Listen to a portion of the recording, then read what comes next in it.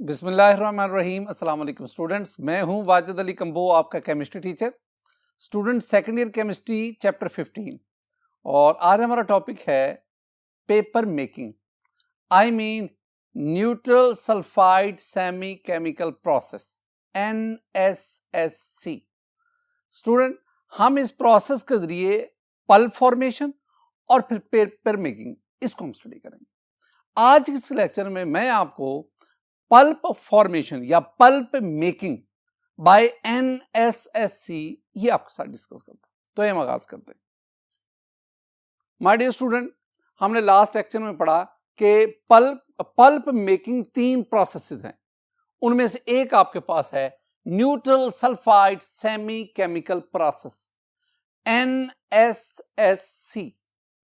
पहले मैं आपको ना इस प्रोसेस की डिस्क्रिप्शन, वजाहत वो देता हूं, फिर हम उसकी डिटेल में जाएंगे। स्टूडेंट देखें, जो NSSC है इसमें we utilise sodium sulphide. Sodium sulphide will act as cooking liquid. Sodium sulphide, और ये जो सोडियम सल्फाइड है ये कुकिंग लिक्विड के तौर पर इस्तेमाल होता है। And it is buffered with sodium carbonate और sodium hydroxide to neutralise the organic acid. अब ये जो ऑर्गेनिक एसिड है ये कुकिंग के दौरान ये जो है ये एसिडिक मिक्सचर, ये एसिडिक कंटेंट्स वो रिलीज करते हैं। उन एसिडिक कंटेंट्स को न्यूट्रलाइज करने के लिए हम ये केमिकल्स इस्तेमाल करते हैं। स्टूडेंट, दूसरी बात जो आप याद रखेंगे कि NSSC में we use the non woody raw material, और जो नॉन वुडी रॉ मटेरियल इस्तेमाल होता है वो व्हीट स्ट्रॉ है, राइस स्ट्रॉ है, बगास है, कॉटन लिंटर है एंड रैग्स है। मैंने क्या कहा? मैंने कहा कि NSSC में जो नॉन वुडी रॉ मटेरियल इस्तेमाल होता है उसमें आपके पास व्हीट स्ट्रॉ है, राइस स्ट्रॉ है, बगास है, कॉटन लिंटर है, रैग्स हैं। लेकिन ज्यादातर इसमें व्हीट स्ट्रॉ ये इस्तेमाल होता है। व्हीट स्ट्रॉ दूसरे अदर मटेरियल के साथ मिक्स होकर मिलकर डेफिनेट की मखसूस प्रॉपर्टीज वाला पेपर बनाने में हमारी मदद करता है। माय डियर स्टूडेंट, ये जो neutral sulphide semi chemical process, हम इसको 10 डिफरेंट स्टेजेस में डिवाइड करते हैं, और वो 10 मुख्तलिफ स्टेजेस जो हैं मैं आपके साथ वन बाय वन डिस्कस करता हूं। पहली स्टेज इसमें क्या है? यू में से the essential steps in neutral sulphide semi chemical process. Essential steps, there are 10 steps, जिसमें आज के लेक्चर में हम 9 स्टेप्स इनको डिस्कस करेंगे।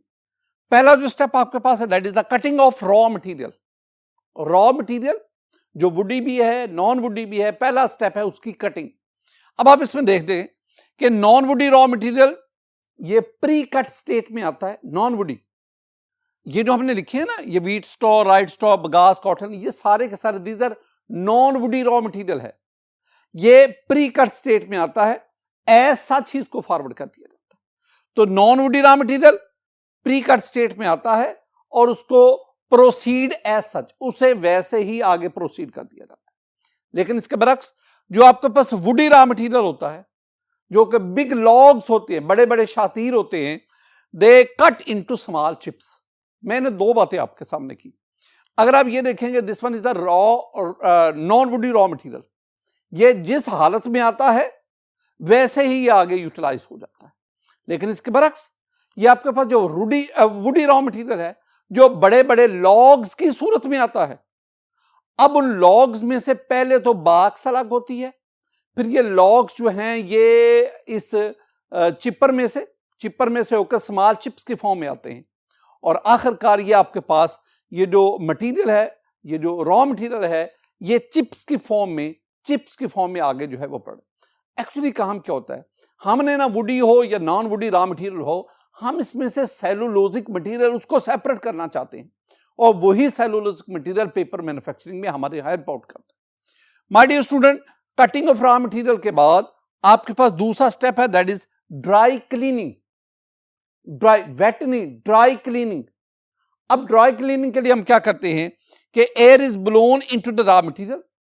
हवा जो है उसको रॉ मटेरियल इसमें से ब्लो किया जाता है, पास करवाया जाता है, विच रिमूव्स अनवांटेड पार्टिकल्स, जो इसमें से अनवांटेड पार्टिकल्स को रिमूव करता है। 2 स्टेप्स हमने डिस्कस किए। पहला था कटिंग ऑफ रॉ मटेरियल, दूसरा है ड्राई क्लीनिंग। अब तीसरे स्टेप की तरफ बढ़ते हैं। My dear student, next step जो हमारे पास है that is wet cleaning. Dry cleaning के बाद जो हमारे पास व्हीट स्ट्रॉ आता है, अब हम उसकी वेट क्लीनिंग करते हैं। अब वेट क्लीनिंग से हम दो काम करते हैं। वेट क्लीनिंग से हम डस्ट पार्टिकल जो रह गए हैं, जो ड्राई क्लीनिंग के बावजूद भी अभी मौजूद है मटेरियल में, हम वेट क्लीनिंग के जरिए उन डस्ट पार्टिकल उनको रिमूव करते हैं। यानी पहली बात क्या आएगी कि wet cleaning it removes the remaining dust particles, the remaining dust particle. साथ ही साथ वेट क्लीनिंग से एक और पर्पस भी हम हासिल, वो क्या, वेट क्लीनिंग की मदद से हम soluble material also get dissolve in water. Wet cleaning में definitely we use the water, पानी से उसको धोते हैं, वॉश करते हैं, तो जो सॉल्युबल मटेरियल है वो पानी में डिसॉल्व हो जाता है। तो वेट क्लीनिंग से दो तरह की इंप्योरिटीज हम उसको सेपरेट करते हैं। My dear student, wet cleaning के बाद अब हम स्क्रीनिंग की तरफ आते हैं। अब स्क्रीनिंग, हम स्क्रीनिंग क्यों करते हैं, हम रॉ मटेरियल की स्क्रीनिंग क्यों करते हैं? पहली बात इसमें जाने कि the screening is required to remove the oversized, troublesome and unwanted particle. Screening की मदद से हम बड़े साइज के जो फर्दर पल्प मेकिंग में प्रॉब्लम क्रिएट करेंगे और जो अनवांटेड पार्टिकल है हम उनको रिमूव करते हैं। ये काम किसके जरिए हम करते हैं? ये हम स्क्रीनिंग के जरिए करते हैं। हम दो तरह से स्क्रीनिंग कर रहे होते हैं, एक मैग्नेटिक सेपरेटर की मदद से और एक सेंट्री क्लीनर की मदद से। स्टूडेंट, ये आपके पास ना मैग्नेटिक सेपरेटर है, ये आप देख सकते हैं। ये मैग्नेटिक सेपरेटर जो है, ये रॉ मटेरियल में जो मैग्नेटिक पार्टिकल्स हैं, जो आयरन पीसेज हैं, जैसे नेल है, बोल्ट है, इनको यहां से सेपरेट करता है। अब देख सकते हैं कि मैग्नेटिक सेपरेटर ये कैसे फंक्शनिंग, इसका काम कैसे है, ये कैसे फंक्शनिंग करता है, ये कैसे आयरन पीसेज को बाकी मटेरियल से अलग कर रहा होता है। मैग्नेटिक सेपरेटर क्या कर रहा है? It removes iron pieces like nails, bolts etcetera. दूसरा जो हम यूज कर रहे हैं that is the centri cleaner. ये क्या करता है? It removes the stones and other oversized particle. Magnetic separator ने आयरन पीसेस और ये सेंट्री क्लीनर इसने स्टोन या दूसरे बड़े साइज के जो पीसेस हैं उसको रिमूव करता है। अब एक और भी बात याद रखना कि ये जो स्क्रीनिंग है, इसके लिए हम जो चेस्ट स्क्रीन यूज करते हैं, वो चेस्ट स्क्रीन जो है वो वाइब्रेटरी भी हो सकती हैं, वो ग्रेविटी भी हो सकती हैं, वो सेंट्रीफ्यूजल भी हो सकती है। ये बड़ी बड़ी चेस्ट स्क्रीन्स हैं जो स्क्रीनिंग प्रोसेस के लिए इस्तेमाल की जाती है। माय डियर स्टूडेंट, हमारा जो 4th मंथ स्टेप था for making the pulp and ultimate the paper manufacturing, that is the screening. अब हम बढ़ते हैं, दैट इज डाइजेशन। अब स्टूडेंट याद रखना कि स्क्रीनिंग के बाद आपके पास जो रॉ मटेरियल आता है that is sent to wet सिलो।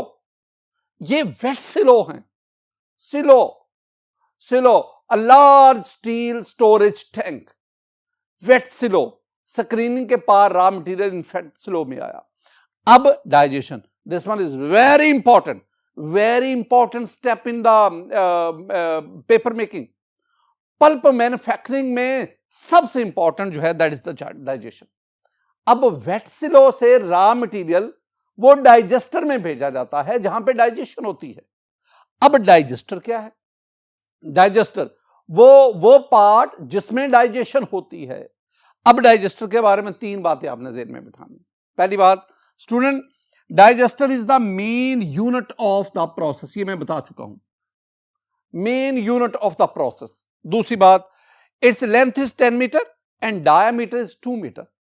इसकी लंबाई 10 मीटर है और इसका डायामीटर जो है वो 2 मीटर। तीसरी बात, it is made up of steel and wrought iron. ये 3 बातें, यानी डाइजेस्टर, ये आपके पास main unit of the process, यानी आपके पास पल्प मैन्युफैक्चरिंग, पल्प मेकिंग में जो मेन यूनिट है वो डाइजेस्टर है। इसकी जो लेंथ हमने बताई 10 मीटर, डायमीटर 2 मीटर है और ये स्टील, ये रॉट आयरन उसका बना हुआ है। डाइजेशन प्रोसेस इस पे होता है। अब डाइजेशन प्रोसेस कैसे होता है उसको अब हम देखते हैं। माय डियर स्टूडेंट, अब हम पढ़ेंगे डाइजेशन प्रोसेस। डाइजेशन प्रोसेस में बी बैच और कंटिन्यूअस, वक्फे वक्फे से बैच प्रोसेस, मुसलसल लगातार continuous process. In our country mostly batch process is preferred. हमारे मुल्क में बैच प्रोसेस है, पल्प मैन्युफैक्चरिंग होती है। माय डियर स्टूडेंट, डाइजेशन के दौरान क्या क्या स्टेप्स हैं जरा उनको याद रखना है। पहला बात आप जो याद रखेंगे, as the raw material enters into the digester.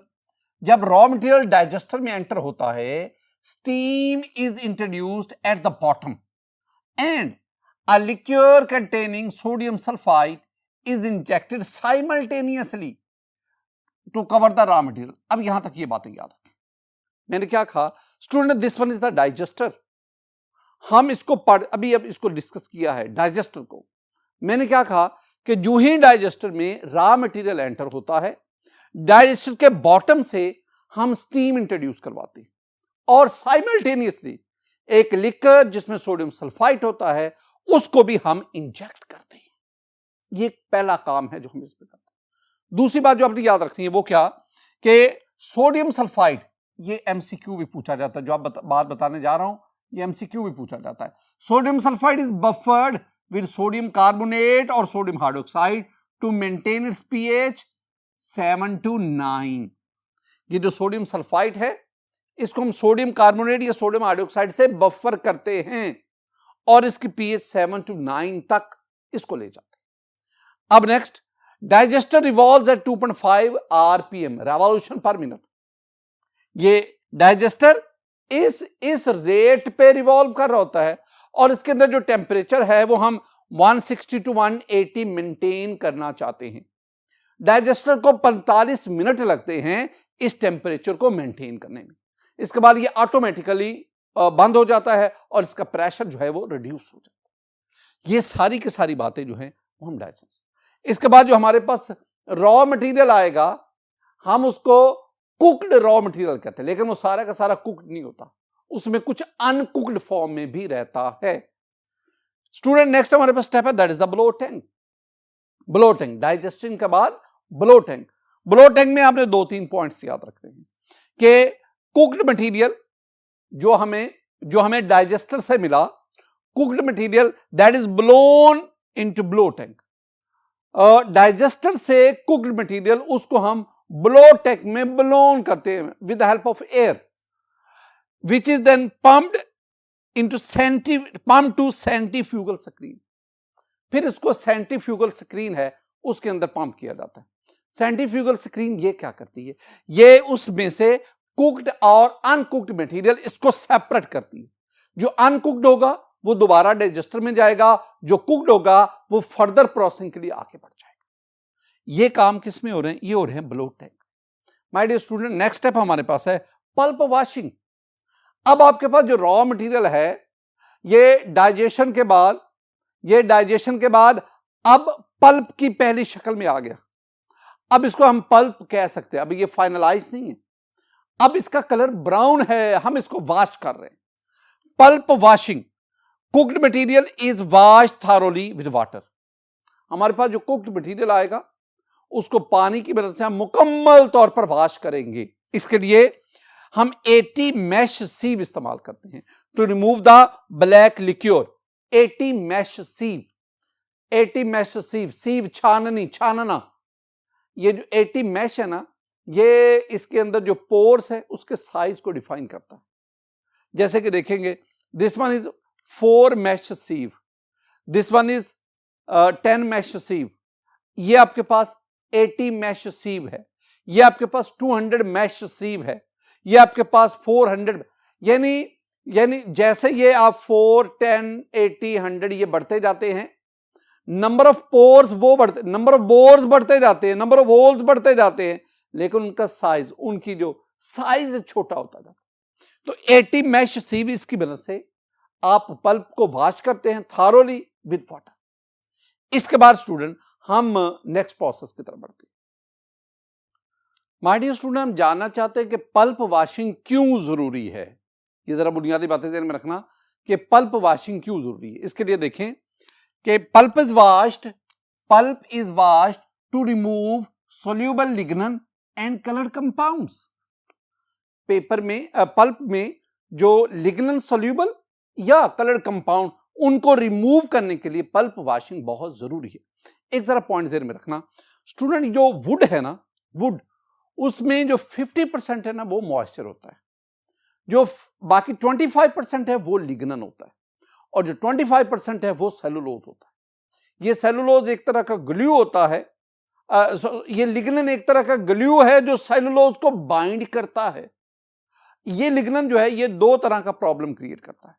एक, ये पेपर अगर ये मौजूद रहे पल्प के अंदर तो ये पेपर की ब्रिटलनेस का बायस बनता है, पेपर को खस्ता बना देता है। और दूसरी बात, ये पेपर को, पल्प को ब्राउन कलर देता है। तो इसका मतलब है इस लिग्नन को रिमूव करना जरूरी है, या अदर कलर्ड मटेरियल उनको भी रिमूव करना जरूरी है। इसके लिए हम पल्प की वॉशिंग करते हैं।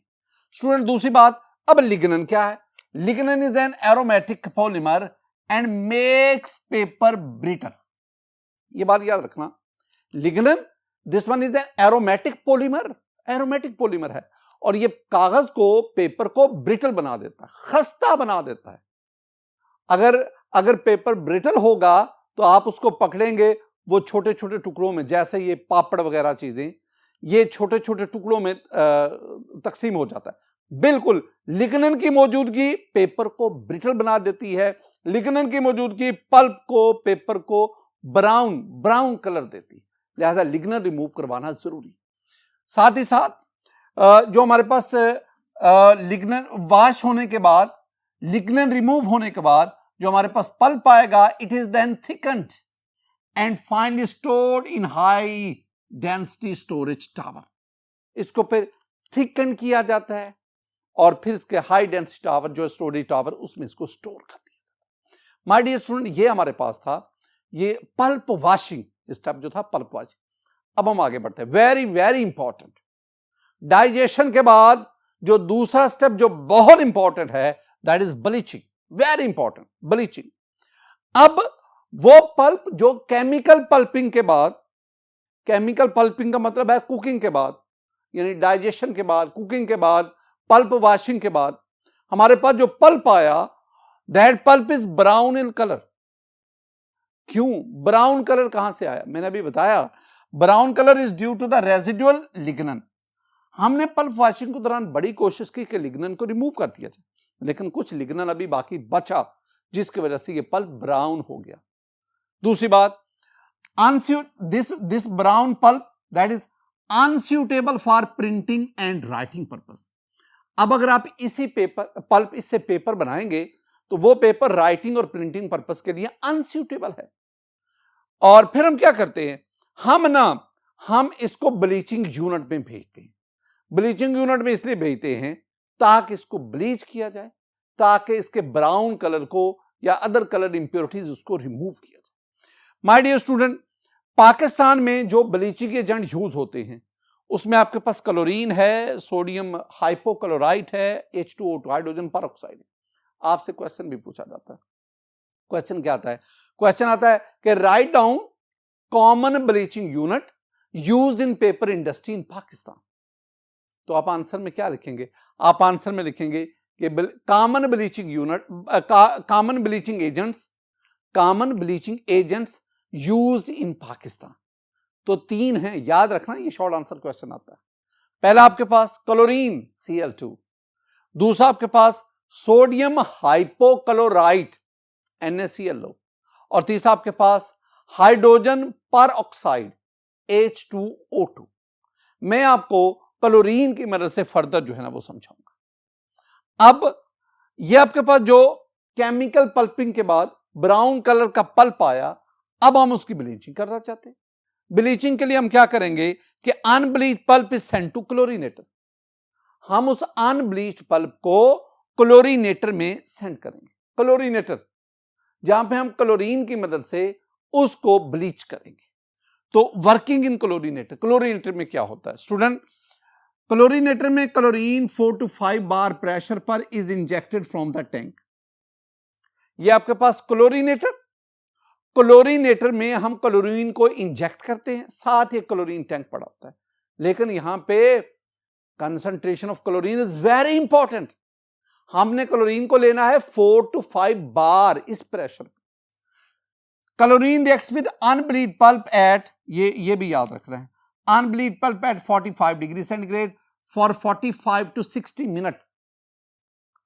45 से 60 मिनट के लिए, 45 मिनट जिसे हम कहते हैं पौन घंटा, 60 मिनट 1 घंटा, तकरीबन 1 घंटे तक आप उसको अनब्लीड पल्प को आप 45 डिग्री सेंटीग्रेड पर क्लोरीन से ट्रीट करेंगे।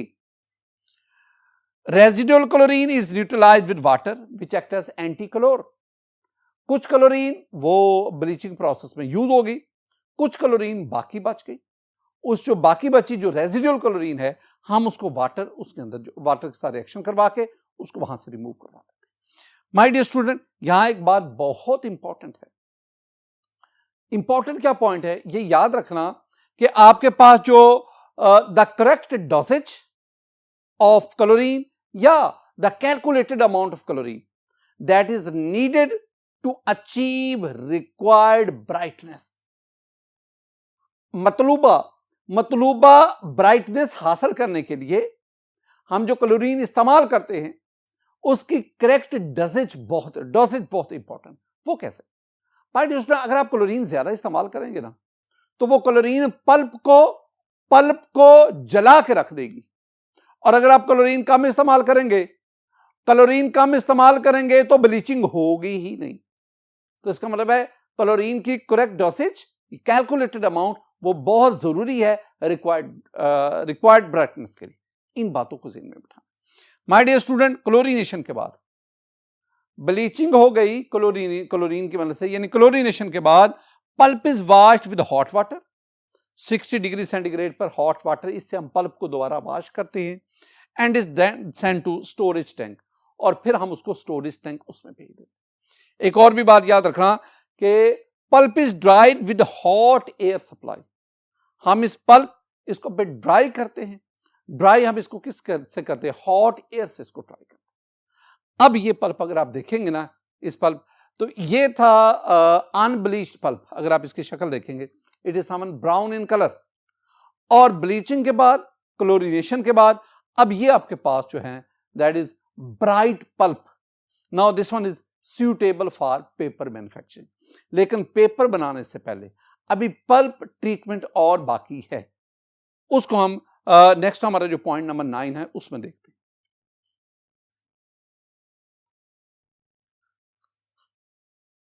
स्टूडेंट, अब हम ना जो 9th स्टेप है that is stock preparation plant. Bleaching के बाद हम स्टॉक प्रेपरेशन प्लांट इसकी तरफ आते हैं। स्टॉक प्रेपरेशन प्लांट में मैं सिर्फ 3 बातें आपको याद करवाना चाहता हूं। माय स्टूडेंट, ये याद रखना कि there are 3 important stages in the treatment of pulp before it is going for paper manufacturing, and they are these 3 stages. आप ना पल्प को पेपर मेकिंग मशीन तक ले जाने से पहले फर्दर आप उसके साथ 3 डिफरेंट स्टेजेस हैं, 3 डिफरेंट ट्रीटमेंट्स हैं। उसमें पहला काम क्या है? पहला काम आपने करना है कि dispersion of pulp as a slurry in water.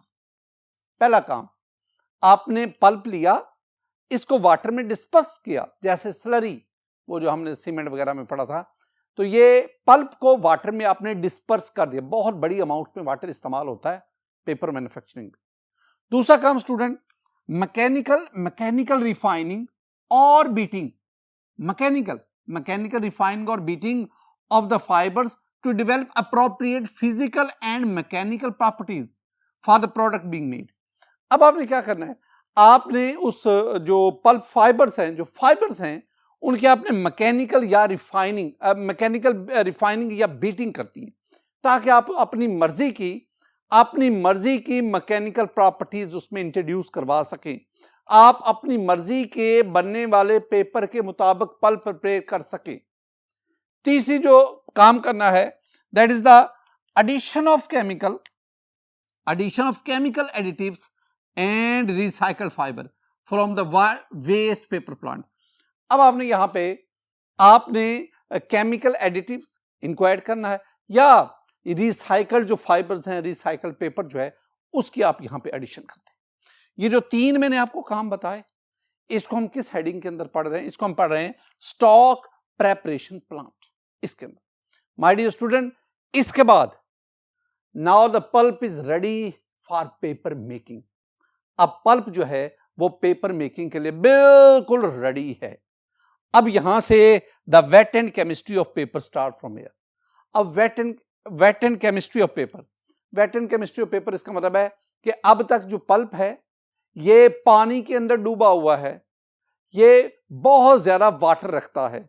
अब जब हम इस पल्प को पेपर मेकिंग मशीन में ले जाएंगे तो वो उसका मेन काम क्या होता है? उसका मेन काम यही होता है ना कि इसमें से वाटर को, मॉइस्चर को रिमूव कर। तो फिर जो वेट एंड होगा यानी का पेपर में पल्प में से वाटर रिमूव होता जाएगा और यूं पेपर फॉर्मेशन होती जाएगी। इसके बाद जो नेक्स्ट हमारे पास स्टेप आता है ना, that is paper making machine. लेकिन स्टूडेंट उसको मैं इंशाल्लाह नेक्स्ट लेक्चर में आपके साथ डिटेल से डिस्कस करूंगा। स्टूडेंट मेरी दुआ है कि अल्लाह ताला आप पर अपना फजल फरमाए, अल्लाह ताला आप पर अपना करम फरमाए। अस्सलामु अलैकुम व रहमतुल्लाह।